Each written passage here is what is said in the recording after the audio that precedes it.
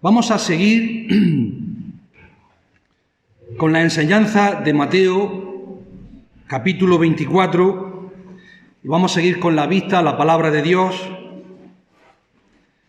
El apóstol, en su primera carta, el apóstol Pedro nos exhorta, dice lo siguiente: sed sobrios y esperad por completo en la gracia que se os traerá cuando Jesucristo sea manifestado.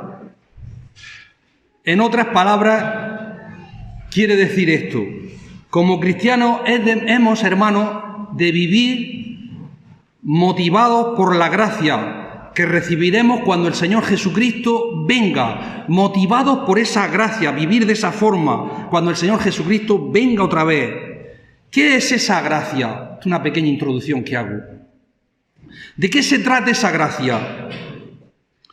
Esa gracia va a incluir, la gracia de Dios va a incluir nuestra transformación, la transformación de nuestros cuerpos, cuerpos glorificados cuando el Señor venga o vayamos a su presencia. Ese día nosotros tendremos cuerpos glorificados a la imagen de nuestro Señor Jesucristo.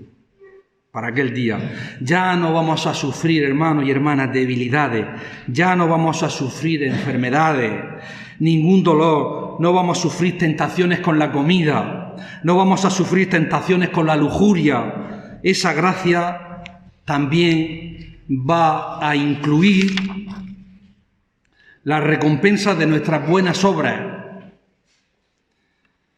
Todo lo que hicimos por el Señor lo tiene en cuenta, todo lo que hagamos por Él. Lo tiene en cuenta, lo tiene en su contabilidad, como nosotros contabilizamos en la Iglesia. La gran recompensa que tendremos por haber sufrido por Él está contabilizado. Y perseverar hasta el fin. Esa gracia va a incluir también nuestra salvación total. Todos nuestros pecados han sido perdonados. ¿Qué Dios como tú? Me entusiasma, Miqueas. ¿Qué Dios como tú que perdona la maldad y olvida el pecado? Él volverá a tener misericordia de nosotros, a pesar de que nosotros somos pecadores y caemos. Él volverá a tener misericordia por cada uno de nosotros. En ese día no tendremos ninguna otra tentación, se han acabado. No más pecado, no más tribulaciones, la salvación total para siempre. Qué gran día será ese, ¿verdad? Tendremos todas las virtudes cuando lleguemos a la presencia del Señor, a la perfección.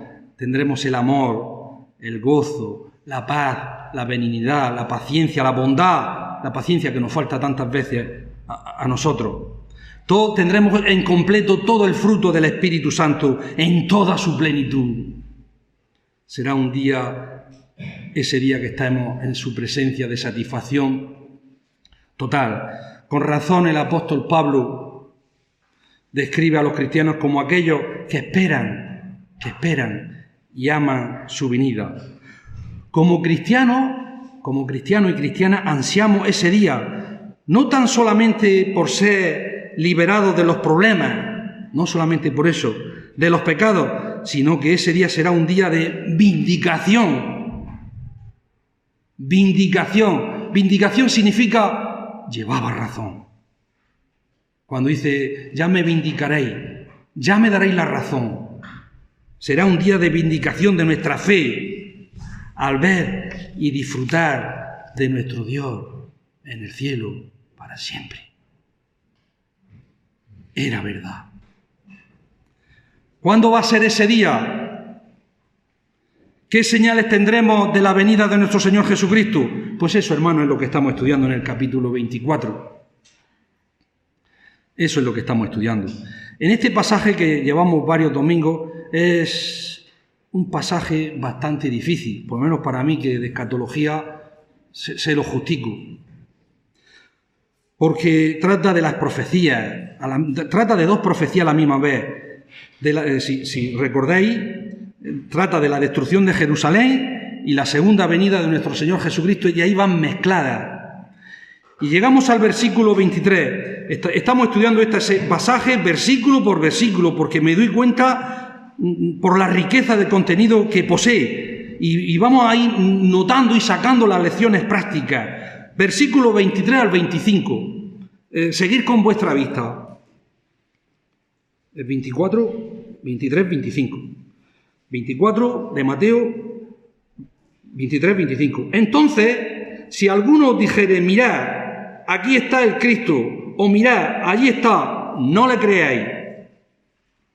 Porque se levantarán falsos cristos y falsos profetas, y harán grandes señales y prodigios, de tal manera que engañarán, si fuere posible, aún a los escogidos.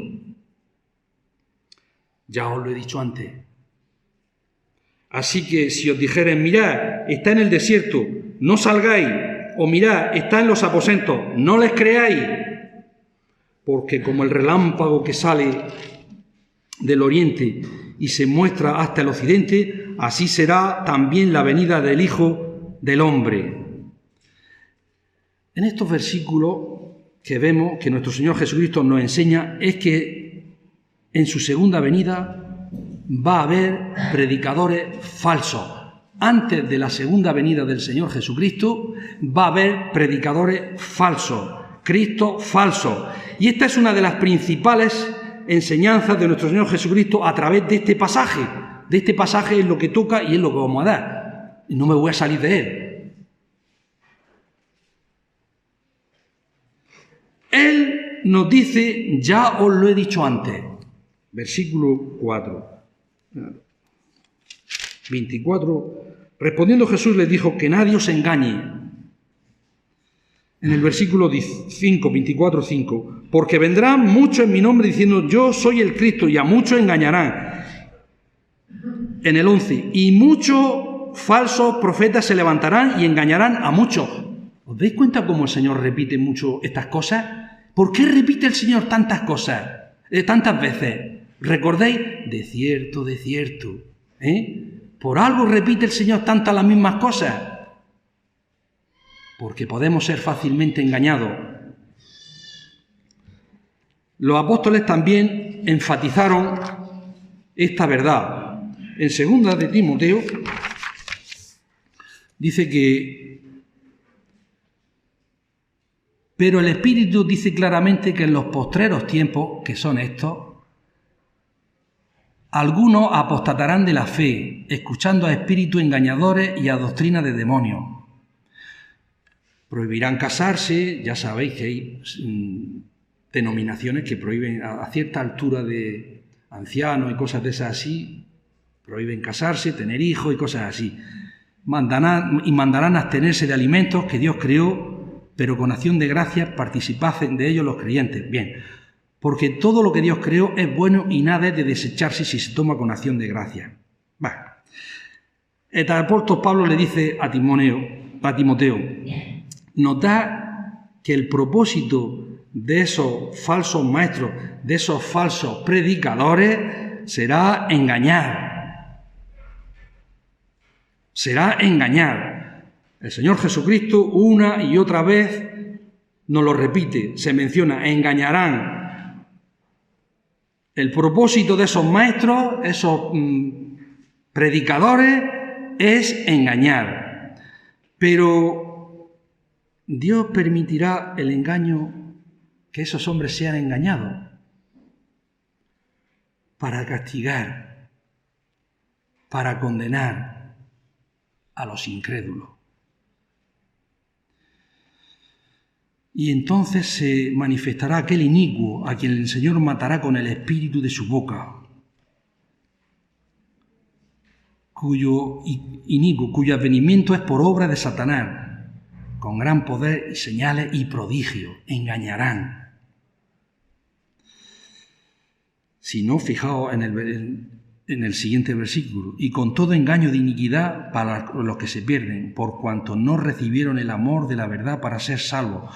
Por esto está en 2 de Tesalonicenses 2, 8, 9, por esto Dios les envía un poder engañoso para que crean la mentira.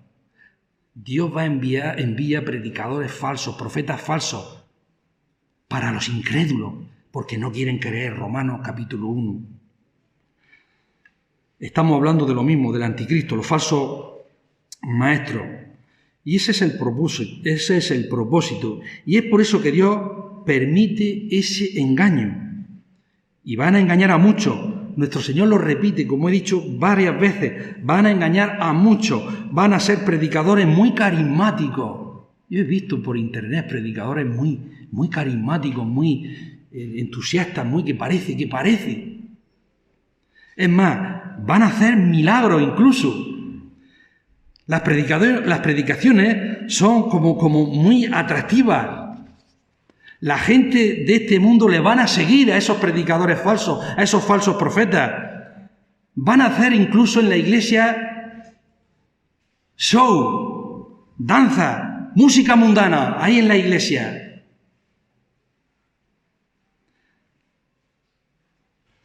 Las iglesias de entonces, que no falta mucho, no van a ser como nosotros, serios, formales, bien vestidos, con corbata, de 80 personas, correctos.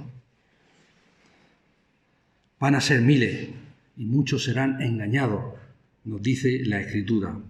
Todos los incrédulos van a ser engañados por esos profetas, falsos profetas y falsos cristos. Y si fuere posible, también engañarán a los escogidos. Pero de esto vamos a hacer un apartado.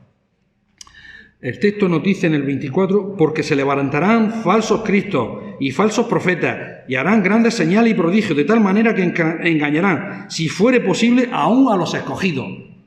Los escogidos somos nosotros. Nuestro Señor nos enseña que no debemos de creer cuando nos digan que Cristo está en cierto lugar. Cristo no se va a manifestar, hermanos y hermanas, en un desierto solitario. Cristo, el Señor, cuando venga, no se va a manifestar en secreto, que nadie lo vea. Todo lo contrario. Se va a manifestar de tal manera que todos le verán. Todos le verán.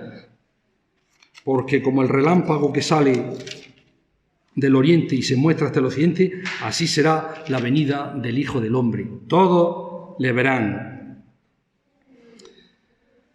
Al usar esta ilustración, nuestro Señor nos da a entender que será algo repentino. La segunda venida del Señor será algo repentino, resplandeciente, luminoso. No va a ser en secreto, va a ser algo resplandeciente, donde todos le verán. Lucas nos dice, porque en un pasaje paralelo, porque como el relámpago que al fulgurar, que al hacer brillo, resplandece desde el extremo del cielo hasta el otro, así también será el Hijo del Hombre en su día. Cuando el Señor Jesucristo venga, será algo resplandeciente, algo luminoso, todos le verán. Todos le verán, nos dice el pasaje paralelo de Lucas, que habla de lo mismo. De eso se trata este relámpago. Será algo resplandeciente, será algo luminoso, la segunda venida de nuestro Señor Jesucristo. Todos le verán, todos se van a dar cuenta. No será algo que será escondido en un cuarto, que el Señor ha venido y ha habido a un cuarto donde lo ven 4 o 10, o en un desierto. No, todos se van a dar cuenta. El Señor usa también otro texto, pero bueno, lo vamos a dejar, dándole entre todos que todos se van a dar cuenta. No será algo secreto. Verán, decía Samuel esta mañana, al que traspasaron. Verán, van a ver a aquel que crucificaron. En el último libro de la Biblia dice, en Apocalipsis, he aquí que viene con las nubes, y todo ojo le verá, y los que le traspasaron, y todos los linajes de la tierra harán lamentación por él. Sí, amén. No sé si vosotros habéis soñado alguna vez que nuestro Señor Jesucristo ha venido. Cuando el día ese que venga, vamos a gritar emocionados, era verdad. El otro día, hablando con un que venía a la iglesia, que fue bautizado, y dejó la fe. Hablando de estas cosas, incluso decía que, bueno, yo pongo en duda todo aquello que vosotros decís. Digo, bueno, si algún día, cuando venga el Señor Jesucristo, yo diré, era cierto. Era cierto todo lo que he leído en la Biblia y yo creí. Y viene por mí. Va a ser algo tremendo, le decía yo. Algo increíble, en donde ya no vas a ver más enfermedades, no más tentaciones, no más dudas. Con el Señor, yo, para siempre. Pero ¿te imaginas que tú sigas desobediente al Evangelio? ¿Te imaginas qué día tan aterrador va a ser para ti? Porque yo creo que no fue salvo. Para ti, para el incrédulo, ¿te imaginas ese día? Era cierto lo que se decía en la iglesia. Era cierto. Era cierto lo que decían mis padres. Era cierto lo que leí en aquel folleto que me regalaron cuando iba por la calle. Era cierto. Y yo creí.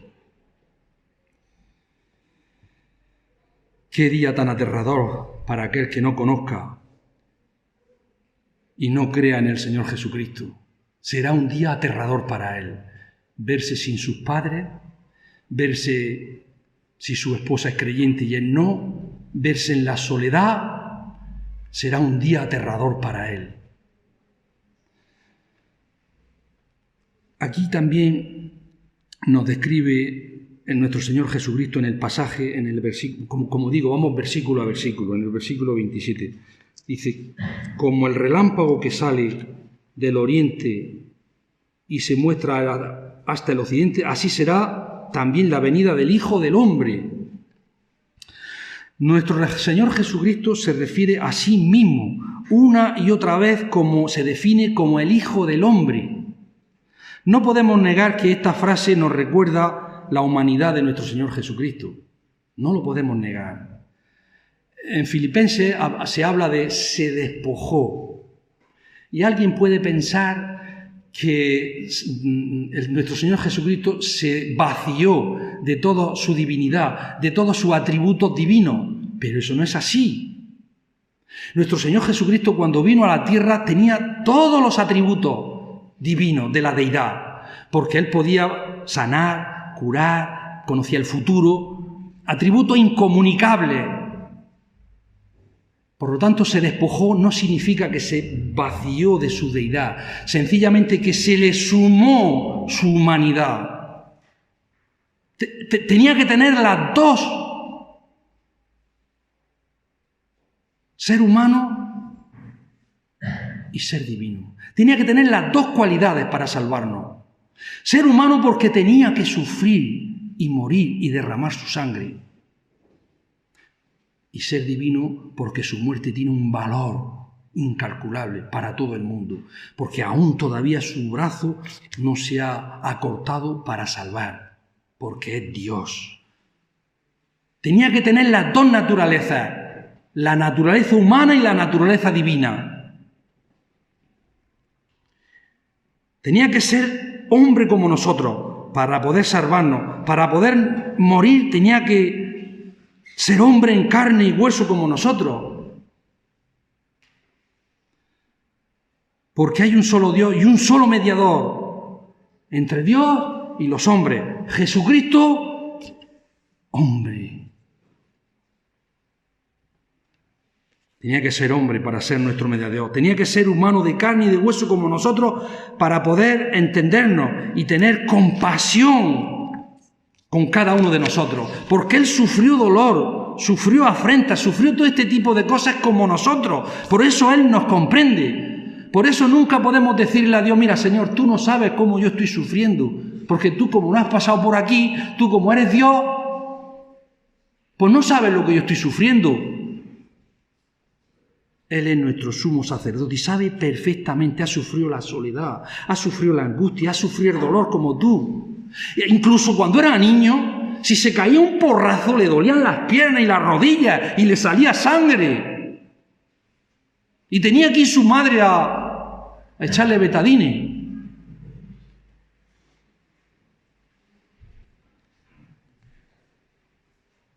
Por eso habla en hebreo lo que estoy diciendo como sumo sacerdote. Pero esa frase nos habla de algo mucho más sublime. Mucho más sublime. Y aquí en Daniel, el Hijo del Hombre, donde la primera vez aparece, nos encontramos con la visión de las 4 bestias. Tenemos que ir, como creyentes, subiendo un poquito el nivel. No podemos estar en la leche y subiendo un poquito el nivel, bocadillo y cosas así, como ya vienen cosas así, vienen cosas por ahí delante. Y a mí también me cuesta trabajo. Nos habla de esta visión de los reinos de este mundo, de los gobiernos, y qué va a ser al final, y cuál va a ser el último gobierno. En Daniel se encuentra esto. Daniel, miraba yo en la visión de la noche, Daniel 7, y he aquí con las nubes del cielo que venía uno como un hijo de hombre, que vino hasta el anciano de días, y le hicieron acercarse delante de él, y le fue dado dominio a ese hijo del hombre, gloria y reino, para que todos los pueblos, naciones y lenguas le sirvieran. Su dominio es dominio eterno, que nunca pasará, y su reino, uno que no será destruido. ¿De quién está hablando aquí? Está hablando de nuestro Señor Jesucristo, Cristo como Rey de Reyes, que tiene el dominio eterno, el reino soberano de soberano del universo. Y nuestro Señor se aplica a esta descripción en el libro de Daniel. Se trata ya desde el libro de Daniel del Hijo del Hombre, pero del Hijo del Hombre no como algo débil, frágil. Se trata de Él como el Hijo de Dios, soberano de soberanos, Señor de señores.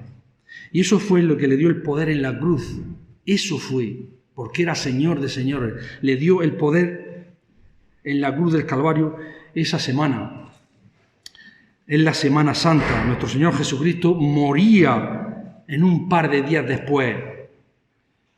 Y Él se dice a sí mismo, el Hijo, se autodefine como el Hijo del Hombre. En el Gólgota, recordad que allí muchos fueron crucificados. Muchos.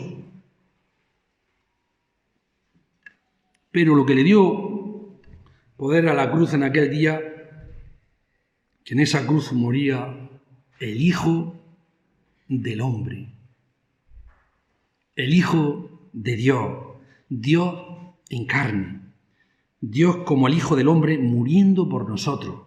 Ya desde Daniel ya lo viene anunciando.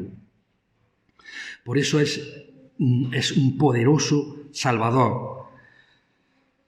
¿Qué otras lecciones prácticas podemos aprender de estos versículos? No nos vamos a fijar tanto en las cosas proféticas, pero sí en lo práctico, no en lo escatológico. Estas cosas son tan difíciles. Nos vamos a concentrar y nos vamos a fijar más bien en lo práctico. Vamos a empezar en lo práctico. La primera lección, a lo práctico.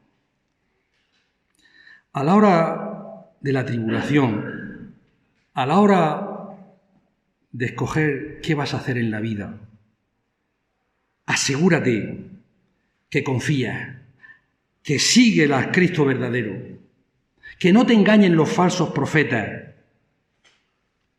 que no te engañen los falsos profetas. Si alguno dijere, mirad, está aquí el Cristo, o mirad, está allí, no le creáis. Entonces, si alguno dijere, ese entonces nos lleva a la tribulación, en la cual está hablando nuestro Señor Jesucristo. Y esto es muy importante. La gente a la hora de la tribulación está muy nerviosa. Entonces va a haber tribulación. Está muy nerviosa, va a estar muy nerviosa. Va a ser presa fácil de los falsos profetas. Sé de personas que han tenido una angustia, han tenido un problema muy serio en su vida y han venido determinadas religiones, han ido a sus puertas y en fin, y la han encontrado a la mujer con una debilidad tan grande que como que la han arrastrado. no le creáis. Cuando os digan, aquí está el Cristo, no le creáis. ¿Se imaginan los judíos que nunca han creído en el Mesías? Hoy en día, los judíos no creen en el Señor Jesucristo todavía. Aquel que nació en Belén de Judea, todavía lo están esperando. Va a haber una tribulación muy tremenda, con mucha confusión, y de repente van a decir, aquí está el Mesías, porque venga alguien por allí que se autocorone. Aquí está el Cristo, el Salvador de los judíos, y muchos en ese día le van a seguir. En los tiempos difíciles, te digo a ti, asegúrate.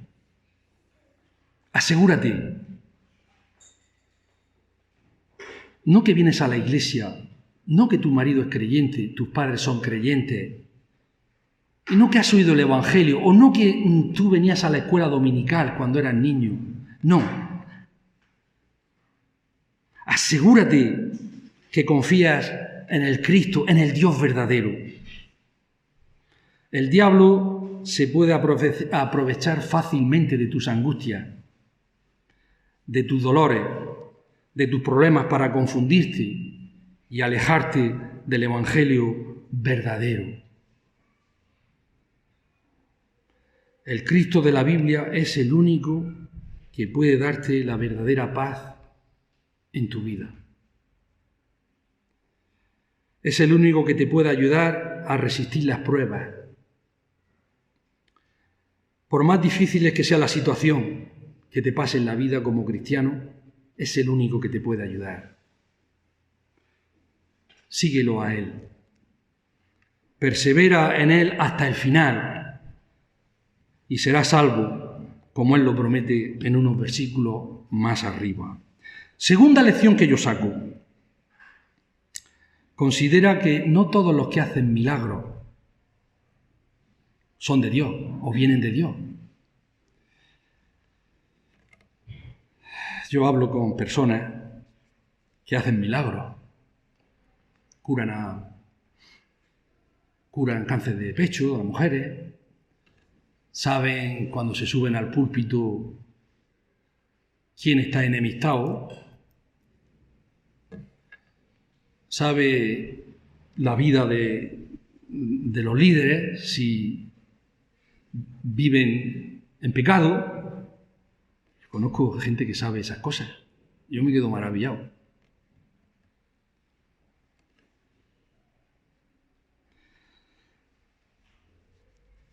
No todos los que hacen milagros, ni no todos los que dicen estas cosas, vienen de Dios.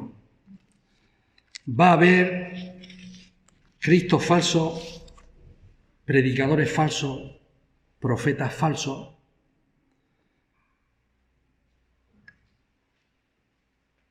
que harán, nos dice este pasaje, señales y prodigios. Pero para mí lo más patético, lo más trágico de esto es que muchos de ellos se autoengañan pensando que porque hacían milagros van a ser salvos. Yo conozco, como he dicho, personas que van, y hablo con ellos, yo los escucho. Yo en vez de, ¿y cómo sabe eso? ¿Y cómo audible, visible? ¿Cómo sabe eso? Yo me gusta escucharlo. Y él se va convencido de que me gusta escucharlo. Y se creen que al final Dios les va a recibir. No todo el que me dice Señor, Señor, entrará en el reino de los cielos, sino que aquel que hace la voluntad de mi Padre que está en los cielos. Muchos me dirán en aquel día, Señor, Señor, ¿no profetizamos en tu nombre y en tu nombre echamos fuera demonios y en tu nombre hicimos muchos milagros? No todo el que hace milagros es de Dios. Es falsa la noción, es falsa la idea de que si Dios me muestra un milagro, yo voy a creer en Él. Si Dios me hace un milagro, yo de verdad voy a ser un cristiano 100% para toda la vida, pero me tiene que hacer un milagro. Eso es totalmente falso. El Señor Jesucristo hizo milagros en sus tiempos y no todos fueron salvos, ni no todos le siguieron a Él. Iban muchas personas cuando hizo el milagro de la multiplicación de los panes y los peces. ¿Y fueron todos salvos? ¿Se convirtieron todos al Señor? Allí en el monte, en el Gólgota, cuando le crucificaron, el cielo se oscureció, rayos, relámpagos, las rocas se partieron, los sepulcros se abrieron y salieron muertos. ¿La gente se convirtió en masa? No. Al final va a haber muchos milagros, pero no van a creer en el Dios verdadero. Mucho cuidado con esa idea. Si veo un milagro, entonces voy a ser salvo. Hay que ir a la Escritura, a ver qué dicen las Escrituras. Es ahí donde encuentra la salvación realmente, de verdad. A lo mejor tenemos a alguien aquí que en su lógica está pensando lo siguiente. A lo mejor, si los verdaderos profetas, y sabemos que hacen milagros, como lo vemos en los versículos de Marcos, los últimos versículos, si los verdaderos profetas y los falsos profetas también hacen milagros, ¿cómo podemos distinguirlos? ¿Qué es un profeta de Dios? ¿Qué no es un profeta de Dios? ¿Cómo podemos distinguirlo? Pudiéramos responder a esto que con los falsos profetas no pueden hacer todos los milagros. Que los verdaderos profetas, ellos sí lo hacen. Pudiéramos pensar así, recordar la historia de Moisés cuando la vara de Moisés se convirtió en serpiente. Los hechiceros también intentaron hacer lo mismo. Aunque la serpiente de Moisés se comió, ¿recordáis? Se comió a la de ellos. ¿Recordáis la historia que vemos en Moisés, que las primeras plagas también? Nos dice la palabra de Dios que hizo que el agua se convirtiera en sangre. ¿Lo recordáis? Los hechiceros hicieron eso. Los falsos profetas hicieron lo mismo. Y luego la rana. Hubo una plaga de ranas, salieron ranas del río Nilo y vinieron los hechiceros e hicieron ranas. Yo no sé para qué querían más ranas, después de todas las que habían venido. Pero luego Moisés motivó el milagro de los piojos. Y los hechiceros ya no pudieron hacer piojos. Hasta ahí llegaron. Y pudiéramos pensar que los profetas falsos no pueden hacer todos los milagros que los profetas verdaderos hacen. Pero esos profetas van a tener gran poder. Esos profetas que vendrán, y mejor dicho, que están viniendo ya. Yo ya los veo por internet. Están viniendo ya y que nos dicen cosas increíbles que van a ser y que van a engañar a tanto. Van a engañar a personas con eruditos, con educación, con formación. Todos estos van a ser engañados. Porque van a suceder cosas, milagros, prodigios. También van a hacer grandes señales de tal manera que aún hacen descender fuego del cielo a la tierra. Y engaña a los moradores de la tierra con señales que se le ha permitido hacer en presencia de la bestia. Y se le permitió infundir aliento a la imagen de la bestia, para que la imagen hablase e hiciese matar todo lo que no le adorase. Se van a hacer pasar como Dios, sin ser Dios, para que todo el mundo le adore a estos falsos profetas. Pero vamos a volver a la pregunta. ¿Cómo sabemos quiénes son los verdaderos profetas? ¿Quiénes son los profetas de Dios? Y que hagan cosas grandes, que hagan milagros. Y tenemos una pista, y aquí sí que ya... Fijaos. Cuando se levantare en medio de ti profeta o soñador de sueño, y te anunciare señal, y se cumpliere la señal o prodigio que él anunció, diciendo, vamos en pos de dioses ajenos, que no conocisteis y sirvámosle. Se ha cumplido, ahora vamos en pos de estos dioses. No darás oído a las palabras de tal profeta. Eso lo dice en Deuteronomio 13.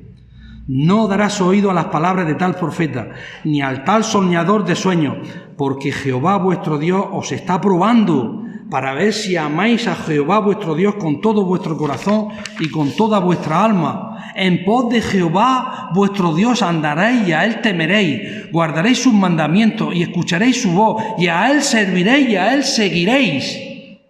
Esto sí es de verdad. Sí, se cumplió el milagro, como dice aquí la Escritura, pero no le debes escuchar, no le debes creer. El profeta salvo va a hacer milagro, falso va a hacer milagro, pero te va a decir, no obedezcas, como dice la Escritura, no obedezcas la palabra de Dios, no la obedezcas, o que hagan esto o hagan aquello, sigan estos ídolos, como dice, no lo obedezcas. Eso lo podéis buscar, es muy hermoso, en Deuteronomio 13, si lo queréis, tenéis interés, y ahí está la gran diferencia. Timoteo también habla de eso, que dice que porque vendrá tiempo cuando no sufrirán la sana doctrina. Va a venir el tiempo, hermano, que aquí en nuestra iglesia hablamos de la doctrina sana y seguimos la doctrina sana, y en muchas iglesias se sigue la doctrina sana, pero vendrá tiempo cuando no sufrirán la sana doctrina, sino que teniendo comezón de oír, se amontonarán maestros conforme a sus propias concupiscencias y apartarán de la verdad el oído y se volverán a fábulas. Fijaos, qué pena que todas estas cosas vayan a pasar. Hablando de esos falsos maestros, en vez de seguir la Escritura, en vez de seguir los mandamientos de Dios, en vez de seguir el Evangelio del Señor Jesucristo, van a seguir y enseñar fábulas del mundo. Se puede escuchar, escucho recetas morales, ética, moral y cosas de estas así, pero el Evangelio puro, para esos tiempos, va a escasear la palabra de Dios. Doctrinas de demonios, hay que tener mucho cuidado porque son muy astutos. Se disfrazan también con palabras bíblicas estos falsos profetas. Usan términos bíblicos, conceptos cristianos. Es difícil separar a los maestros falsos de los verdaderos, es difícil. Parecen muy ortodoxos en su predicación, muy ortodoxos. Es como que predican el Evangelio y parecen muy espirituales, pero ojo, hay que prestar atención, a ver, contrastarlo con la palabra de Dios, con las Escrituras, porque por dentro son lobos rapaces, y la verdad es que para mí, yo creo que son unos autoidólatras. Todo aquel predicador que la mirada le gusta que se centre aquí, no viene de Dios. La mirada tiene que estar puesta allí. Allí es donde debe de estar puesta, no aquí. Los griegos ya de esto se dieron cuenta.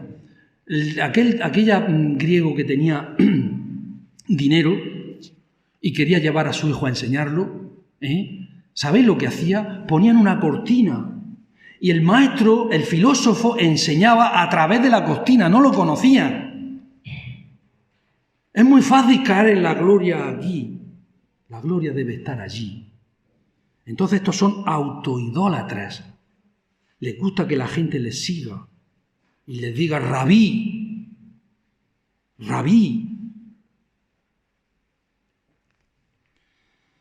Son materialistas, como nos dice también en Primera de Timoteo,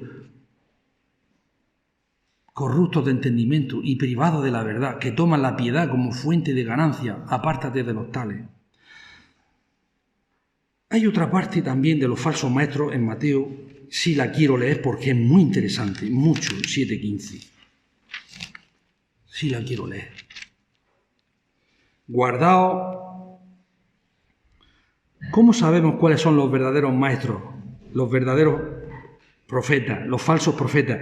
Aquí nos dice, hablando de las mismas palabras, en los mismos términos, fijaos, Mateo 7:15, guardaos de los falsos profetas, que vienen con vosotros con vestidos de ovejas, pero por dentro son lobos rapaces. Por sus frutos, qué maravillosa palabra, hermano, por sus frutos los conoceréis. ¿Acaso se recogen uvas de los espinos? ¿Cómo va a coger uvas de un matorral? O higos de los abrojos, o higos de otro matorral, de espinos. Así todo buen árbol da buenos frutos, pero el árbol malo da frutos malos.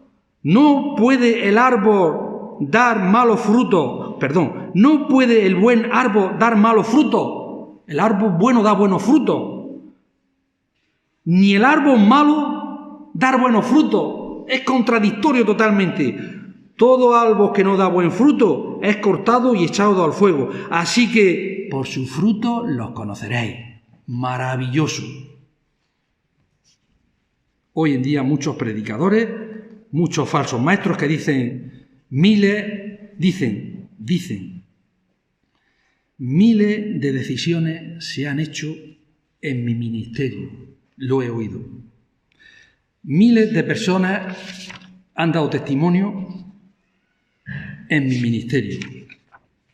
Y se ponen tan orgullosos y hacen estadísticas, pero ¿cuántas han sido las conversiones? Recuerdo una vez Antonio, que dice Antonio, el niño, dice, vámonos al centro cultural, que va a venir un predicador famoso y bueno, lleva un mensaje. Bueno, vamos, y fuimos. Y dio un mensaje, pues de lo más sencillo, que yo digo, no es para tanto. El predicador llega y dice, que den un paso adelante los que han aceptado a Jesucristo. Y salen 8 o 10 personas. Y digo, caramba, qué cosa más fácil aquí. Yo, claro, me quedé con ellos. Era allí de Ceutí, me quedé con ellos. Con su persona, con su... Ninguno siguió el Evangelio. Dieron una decisión, ninguno siguió el Evangelio. Ninguno. ¿Cuál ha sido su fruto de estas decisiones? Por sus frutos los conoceréis. Y se puede ver el fruto del Espíritu Santo de estos predicadores en sus propias vidas. Sabemos de predicadores con escándalo económico. ¿Cuál es su fruto?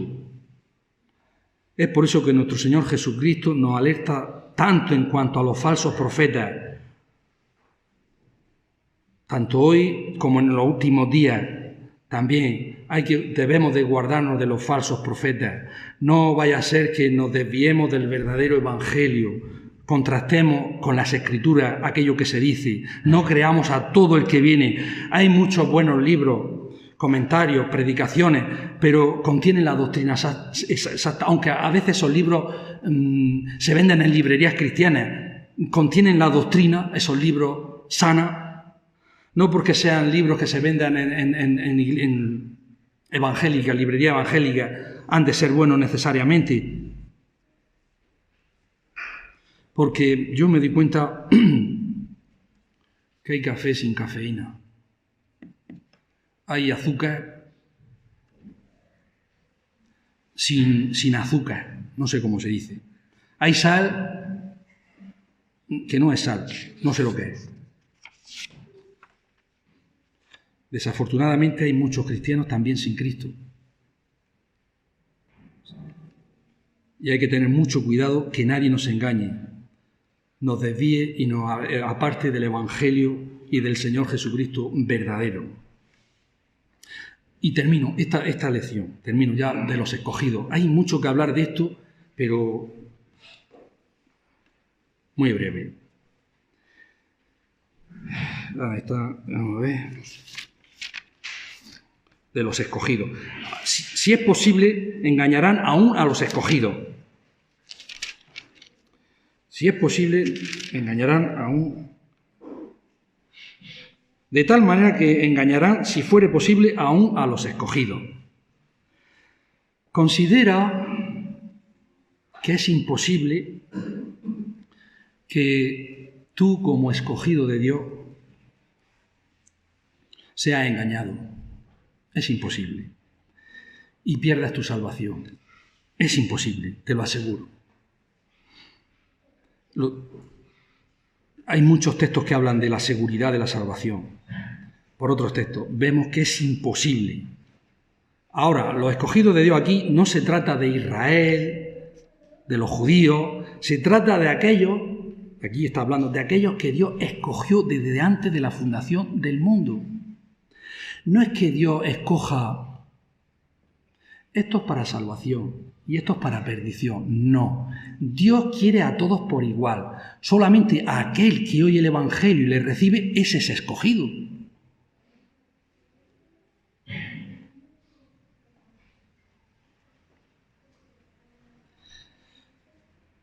Desde antes de la fundación del mundo, para que fuesen adoptados hijos suyos, como nos dice Efesios. Aquellos que creen que son justificados y que son santificados y que serán glorificados al final. Esos son los escogidos. Yo sé que esta doctrina de la elección es muy profunda, pero también es muy práctica y también es de mucho consuelo, de mucha consolación saber que a lo último a ti nadie te va a engañar. A los escogidos nadie los va a engañar. Y no es que no me van a engañar porque yo soy muy inteligente, sino que el Señor ya me predestinó. Dios me eligió en Cristo, No confundamos que no es que Dios elige, como digo, a unos para salvación y otros para condenación. No, todo aquel que reciba a Jesucristo tiene la salvación, ese es elegido. Dios me va a guardar por su poder, como nos dice en Primera de Pedro. No va a ser por mi gran fe, yo tengo mucha fe, ni tampoco va a ser salvo por mis obras, ni por mi arrepentimiento perfecto. Voy a ser salvo y voy a perseverar porque Dios me escogió por amor en Cristo. Y por su amor por nosotros, que nadie acusará a los escogidos de Dios, que nadie nos va a separar del amor de Cristo, del amor de Dios que es en Cristo Jesús, en Romanos. Hay gente que, como digo, dicen que Dios es injusto, de elegir a uno y dejar a otro. Pero yo hago una pregunta.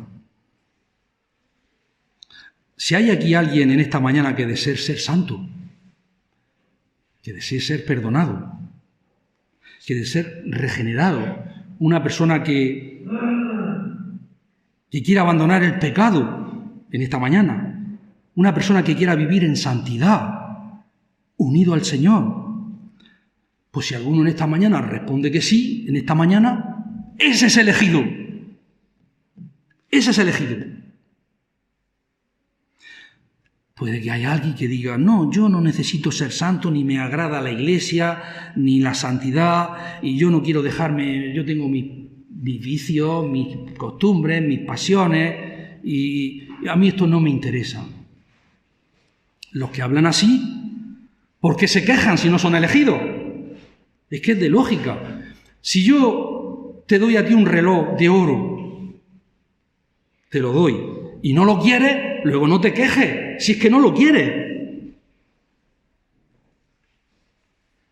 Si amas los placeres de este mundo más que la palabra de Dios, ¿por qué murmuras que Dios no te elige? Si no quiere. Por eso os decía que Dios no elige unos para salvación y otros para condenación. No, Dios nos elige a todos, pero es salvo aquel que le recibe. Así de sencillo. No te puedes marchar enojado de ver que Dios no te elige.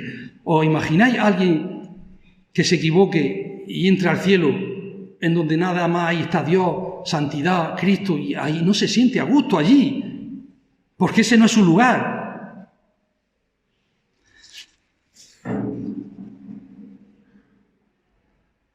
Aquí lo dice otra cosa.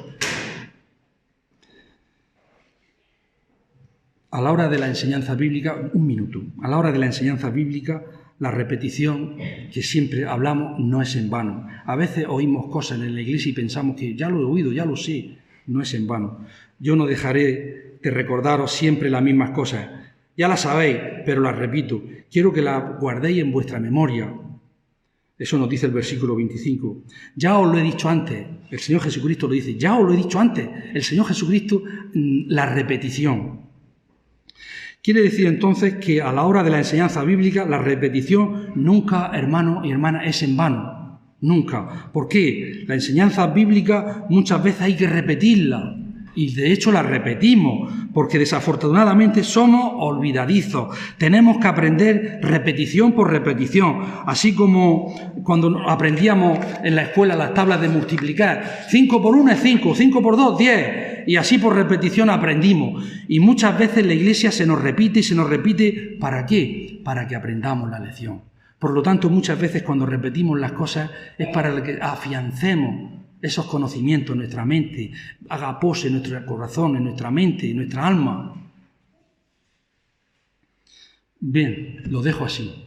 Había mucho más para hablar, pero lo dejamos así.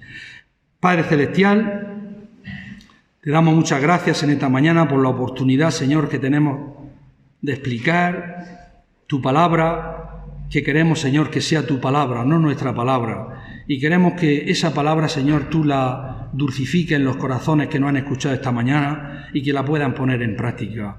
Bendice, Señor, la semana que entra, que comienza, en nuestros trabajos, en nuestra salud, Señor, en todas aquellas cosas que pudiéramos hablar de ti, de nuestro testimonio a otras personas. Bendícelo tú las ocasiones que tengamos. Te lo suplicamos en el nombre de Jesucristo. Amén.